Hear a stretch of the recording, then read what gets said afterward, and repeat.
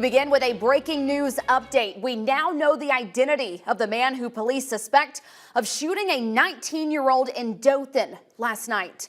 News 4's Michaela Simmons is at the crime scene with the latest developments on this tragic Thanksgiving holiday shooting. Michaela, what have police told you?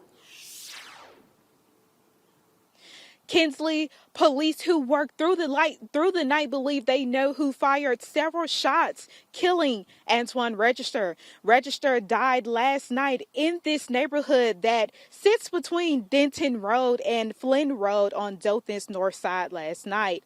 Sought by the police is Julius Ralph Brown, who records show was already wanted for skipping court on drug charges. Now his legal problems are worsened. Police Lieutenant Ronald Hall said investigators believe he shot Register during what Hall described as a small holiday gathering.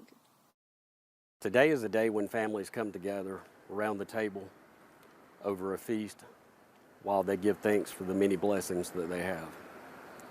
Today there's a family that's not able to do that. Instead, they are mourning the loss of a loved one due to such a senseless tragedy that could have been avoided easily. Now, police is expected to charge Brown with murder charges and up to life in prison if convicted. Now, Kinsley, I talked to Lieutenant Hall about the neighborhood and the crime in this neighborhood, and he tells me that unlike last night, it is usually quiet in this neighborhood. Live in Dothan, Michaela Simmons, your hometown news leader. Michaela Simmons, thank you for that report. Police say they are not sure about a motive.